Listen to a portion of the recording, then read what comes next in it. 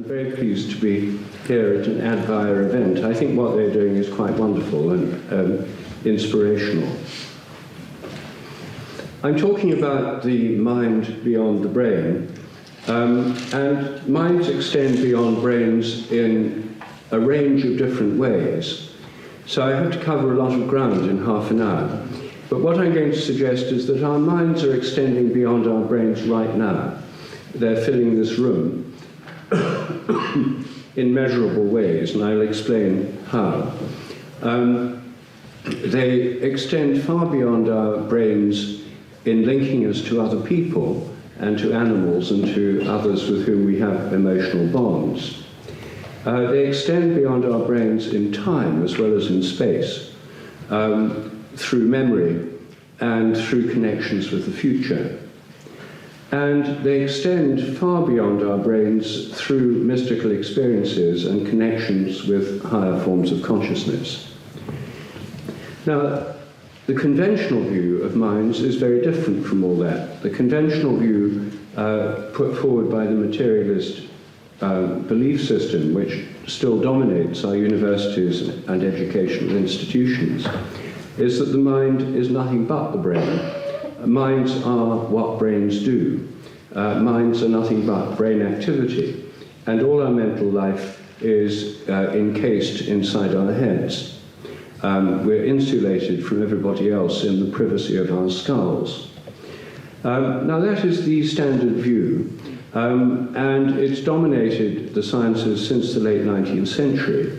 It's the basis of contemporary medical thinking, biological thinking. The brain is just a computer inside the head.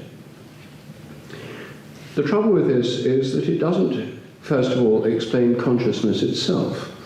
If we live in a materialist universe which is made out of inanimate, unconscious matter, and everything is made of inanimate, unconscious stuff, then how come we're conscious at all? We ought not to be.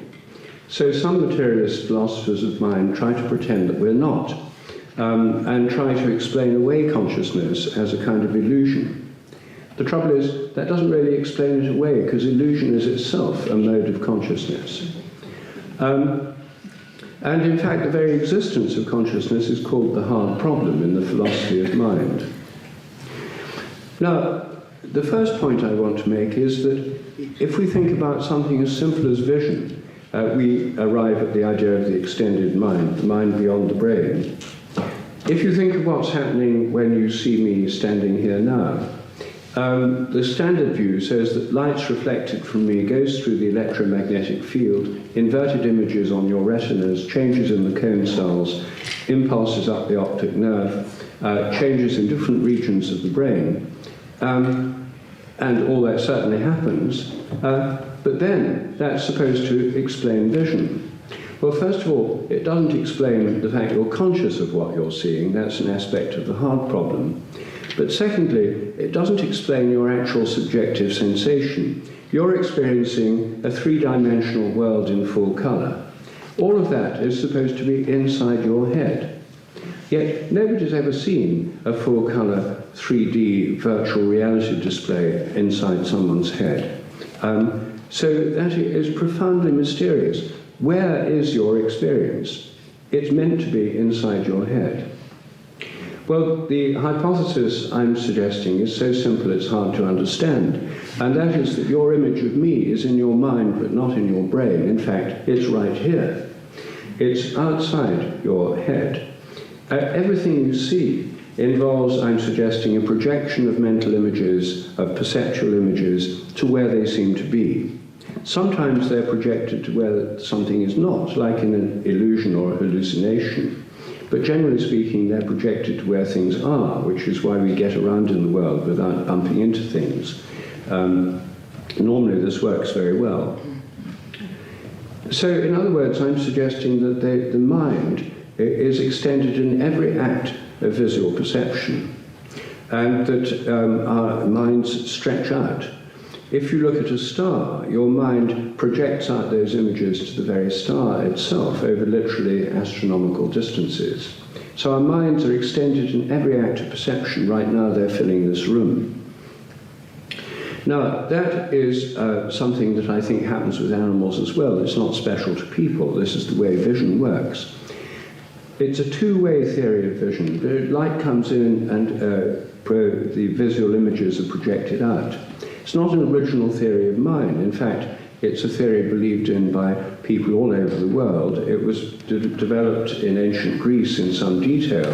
Euclid, the great geometer, explained for the first time clearly how mirrors work by pointing out that when you look at something in a mirror, your mind projects out these images. They go straight through the mirror because they're virtual projections. They're aspects of the mind. They're not blocked by glass or mercury. And that's why every time you look in a mirror, what you're seeing is the projections of your mind. So this theory is actually explained. It's a common everyday experience that's projected out.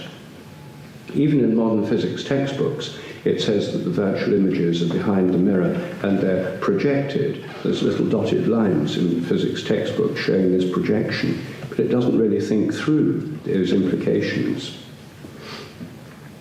Now, this is not just a philosophical theory, it's a testable hypothesis. And it means that if your mind reaches out to touch, when you see things, your mind's reaching out to touch what you look at. So you should be able to affect things by looking at them.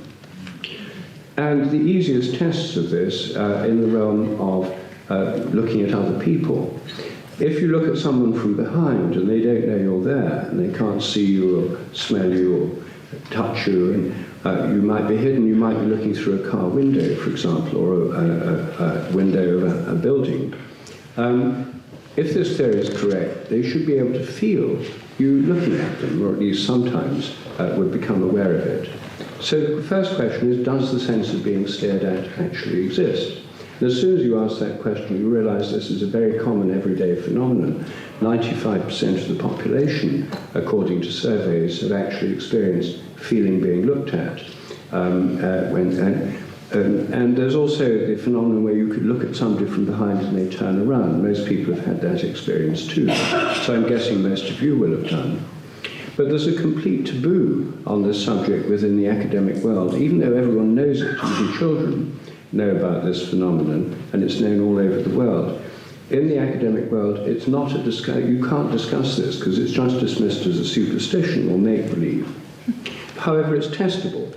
And I've done a lot of research on this, first by interviewing people whose job it is to watch others, security guards, surveillance personnel, the drug squad at Heathrow, the store detectives at Harrods, and so on. And all of them say, yes, of course. They just take it for granted. This is such a well-known phenomenon to practical people.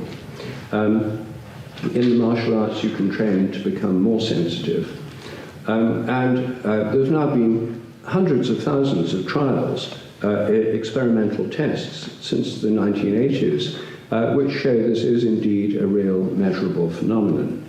It even works through closed-circuit television, and people can tell when they're being watched through CCTV.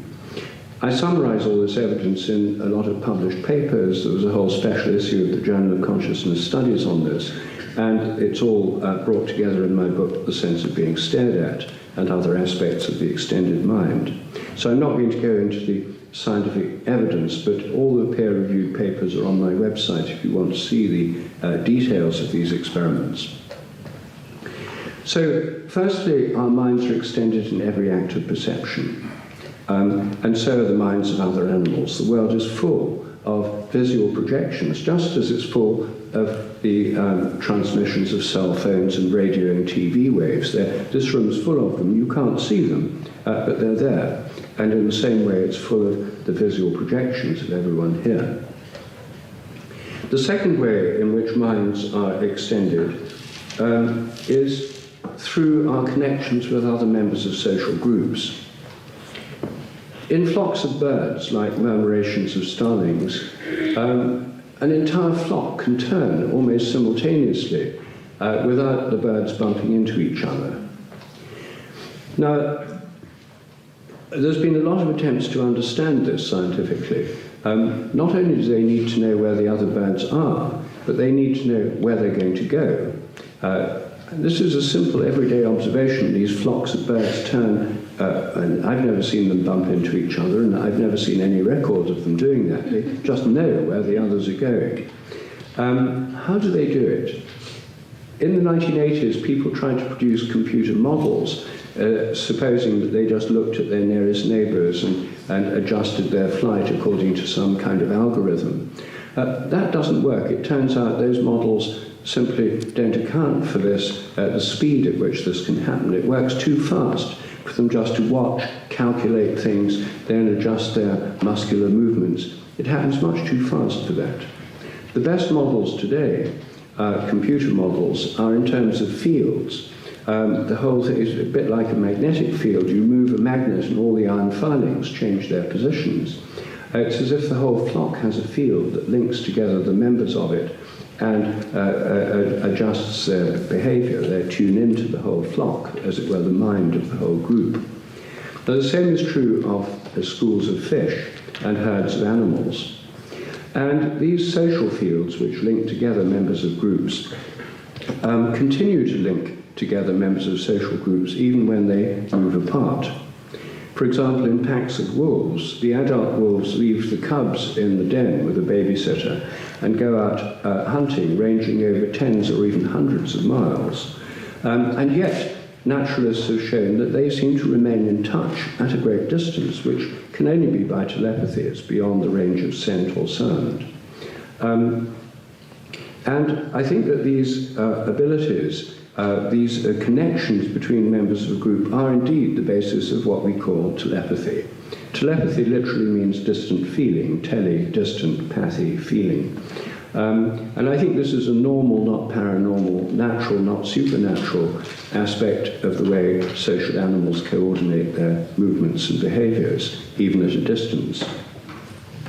Again, I'm suggesting this is not some special human ability, it's a common animal ability.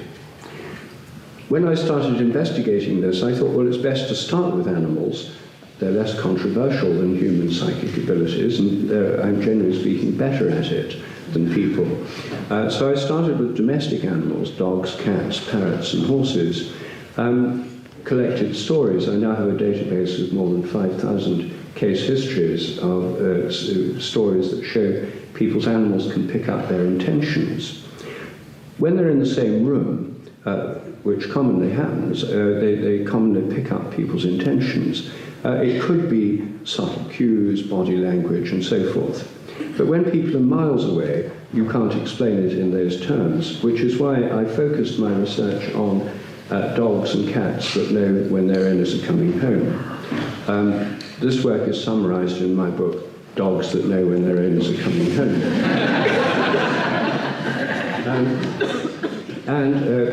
The papers, again, all these papers are on peer-reviewed in journals. They're all on my website if you want to read the details.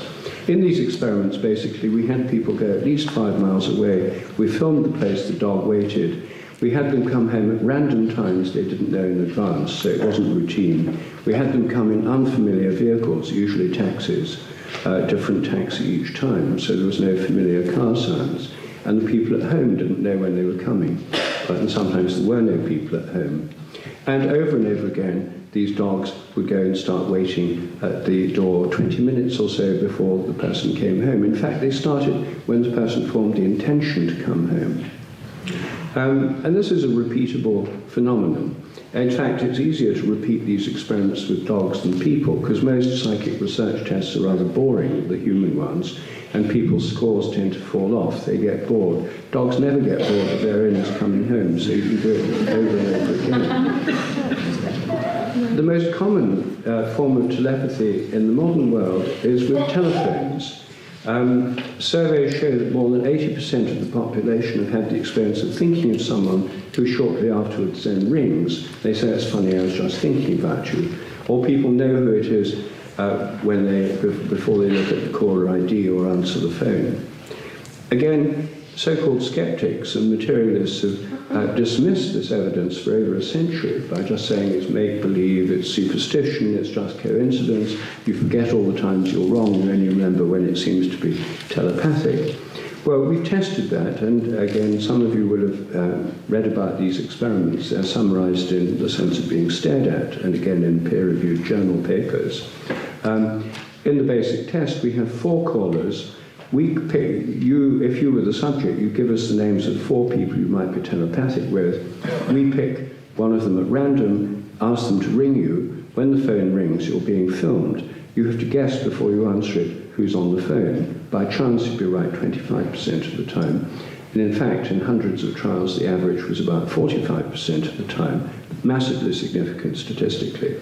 I now have an automated test of this kind on my website, which works on mobile phones, so any of you can have a go, and do have a go, because I've just launched this. It's only been online in its new improved version for the last few days. Go to my website, sheldrake.org, and look at the Take Part section. You'll find the telephone telepathy test.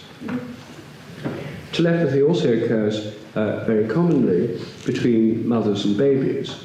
And I've done a study on telepathy between babies and lactating mothers. Many women find that when they start going back to work after their baby's a few months old, when they're still breastfeeding, that they can have milk letdowns. Their breasts start squeezing out milk for no apparent reason. And it turns out this coincides with their baby waking up and needing them. And I've done detailed studies on this that show this is not just a coincidence. It's way beyond coincidence. The odds against chance are about 1 billion to 1 for this phenomenon in the studies I did in North London. So telepathy is another way in which our minds reach out. We're influenced by other people's intentions, but it only really works with people you know well, with whom you have emotional bonds. And it works with dogs you know well, or cats you know well. It doesn't work with random people. So that's to do with the social group. So our minds are extended socially, in the sense that through our emotional and social bonds, we remain connected with people, even if they're literally on the other side of the world. I've done these telepathy tests with people in Australia from England, and they work just as well the other side of the world as they do nearby in England. So those are 2 ways in which our minds are extended in space. Now I want to look at the ways they're extended in time. And everybody knows that our minds are extended in time through the phenomenon of memory. Our minds connect with our pasts through our memories. That's why we can recognize people, remember things we've done, remember facts, and remember the habits and the things we've learned, remembering how to drive a car or ride a bike or play tennis or whatever. These all depend on memories. Now, we also have a connection with the future through our plans and our desires and our fantasies and our intentions. So our minds are very extended in time, subjectively. But again, the conventional view within institutional science is that all these memories are inside the brain. All our memories are stored as physical traces somewhere inside our brains. 100 years of research have failed to reveal these supposed memory traces, but people then just say, well, we need even more money and even more time, and we'll look harder and soon we'll find them. But they prove very, very elusive. And I think the reason that memories have proved, these supposed physical memory traces have proved so elusive, is that they're not there. I don't think the brain works like a video recorder, storing everything you remember inside the nervous tissue. Instead, I think it works like a tuning system, more like a TV, and picks up transmissions from your past, which go across time by the process I call morphic resonance. Morphic resonance is a scientific hypothesis that suggests there's an inherent memory in nature, that the so-called laws of nature are more like habits. Each species has a kind of collective memory. We tune into innumerable people in the past, and each species has a memory derived from past members of the species. Instincts are like habits of the species. Morphic resonance works by a resonance process across time. I summarize this in my book, The Science Delusion, and the most detailed theoretical treatment is in my book, The Presence of the Past. I don't have time this evening to explain the hypothesis. If you've not heard of it before, it'll probably be very baffling and surprising, but it is testable, it has been tested. One prediction is that if you train rats to learn a new trick in London, rats all around the world will learn it quicker thereafter, and there's already evidence this happens. It's a testable hypothesis. Morphic resonance depends on similarity. The more similar something is in the present to something in the past, the stronger the resonance.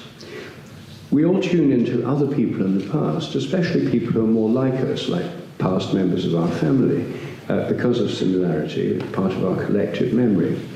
But the person in the past who's most like you and me is you and me.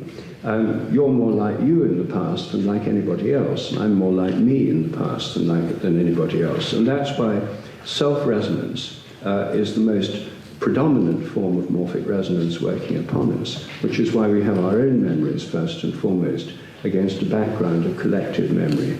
So I'm suggesting collective memory and individual memory are two aspects of the same phenomenon, different in degree but not in kind.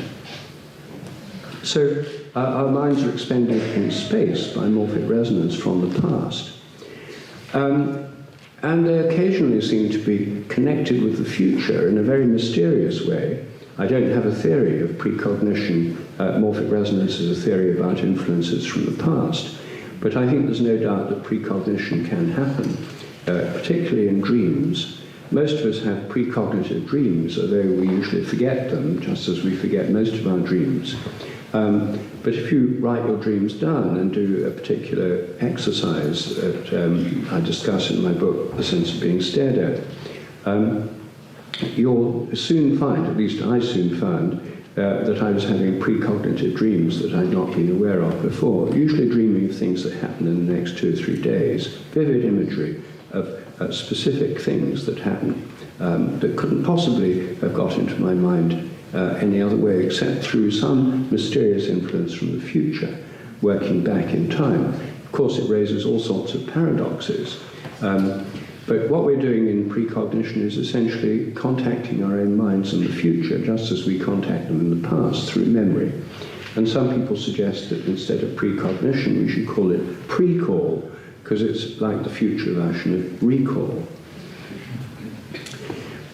Now, these are ways in which our minds are extended in space and time, and ways in which our minds are similar to those of all other creatures, not specific to humans, any of these phenomena.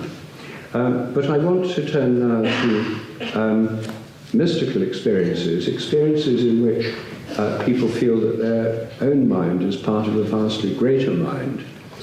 These experiences occur spontaneously. Many people have had mystical experiences at some stage in their life. It used to be thought this was something that only happened to medieval mystics and saints hundreds of years ago. But there have now been many surveys that show such phenomena are quite common. 10, 20, even 30% of the population seem to have had them. Feelings of being part of a greater presence, part of a consciousness far greater than our own. Sometimes this comes about through near-death experiences, sometimes spontaneously in nature, sometimes through psychedelic experiences, and sometimes during meditation or through other spiritual practices. And as I show in my most recent book, Science and Spiritual Practices, these practices, which are found in all religions, are ways of establishing connections between the very basis of our own consciousness and greater minds or forms of consciousness at a more than human level.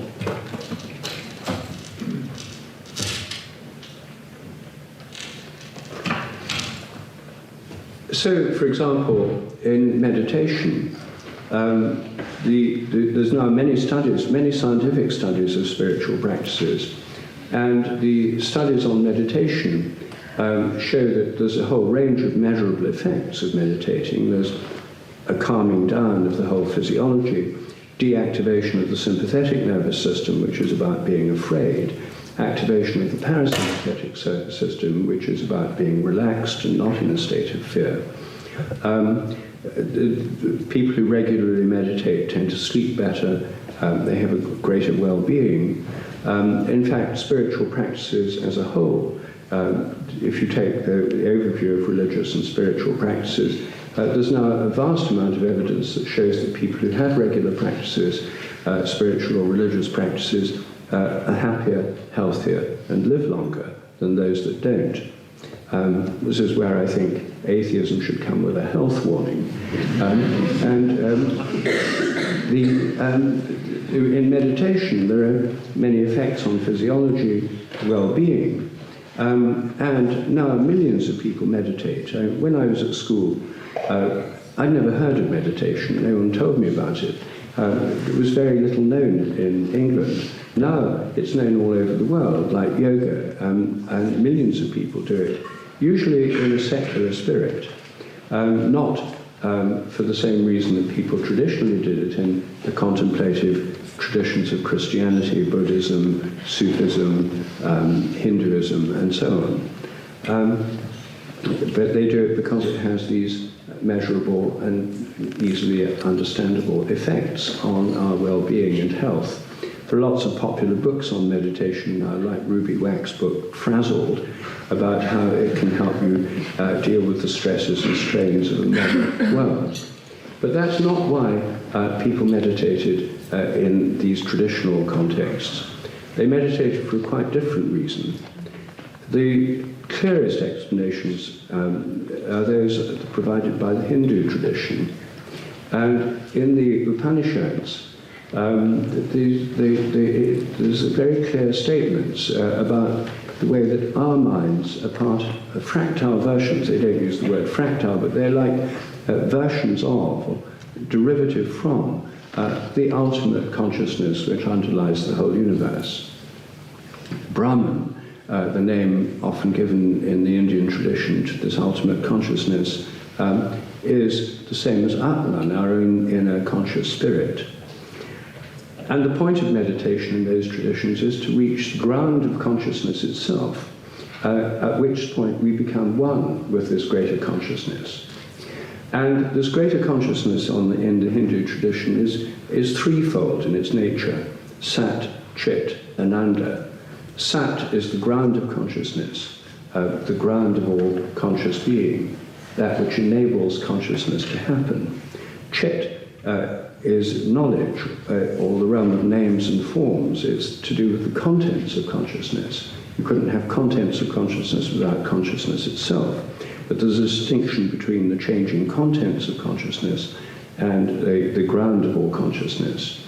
And then there's the dynamical principle, which in some Hindu traditions is called Shakti, which is the energy principle, the principle of movement and change, but which is also the principle of joy, and Ananda means joy.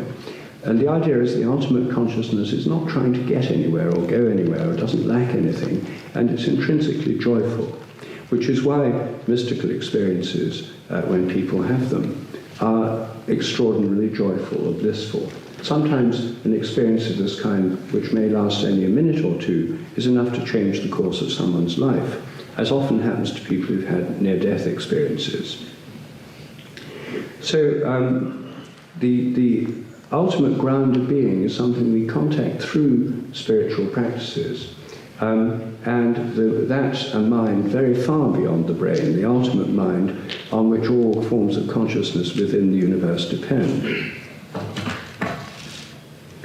The models of ultimate consciousness in different religious traditions are surprisingly similar.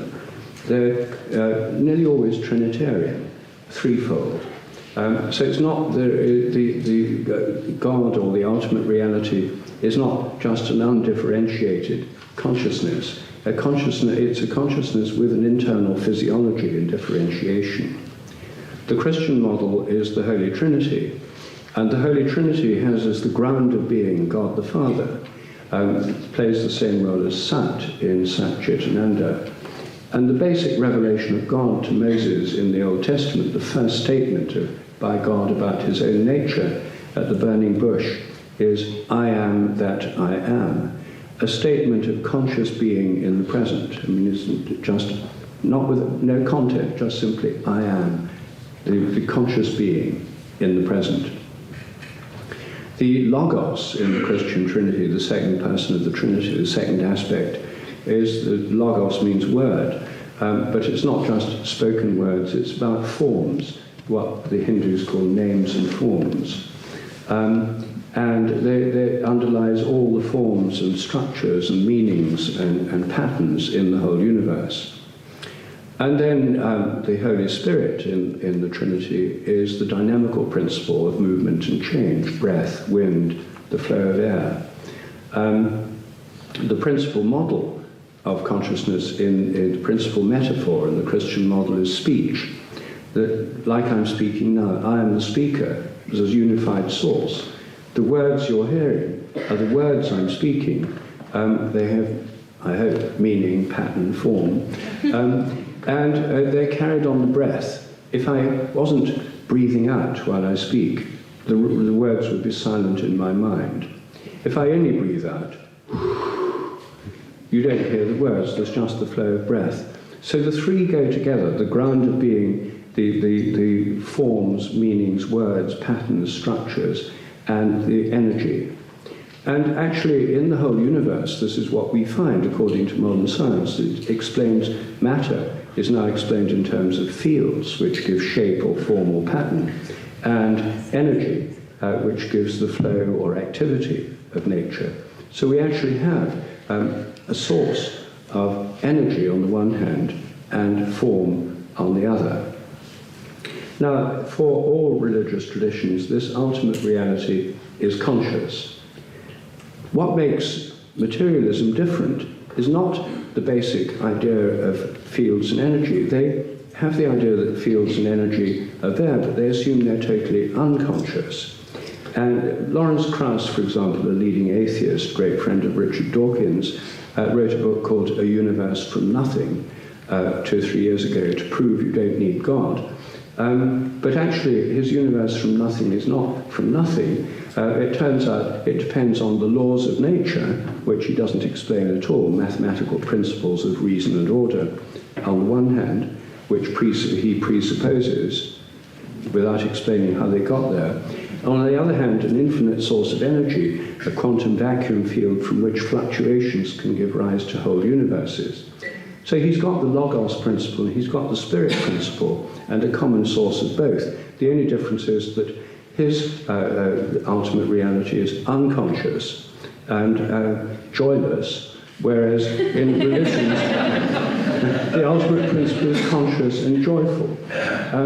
So it's not as if the atheist worldview has gone away from these fundamental principles. They've just produced a kind of downgraded version of them, which has nothing in it for mystical experience, can't explain mystical experiences.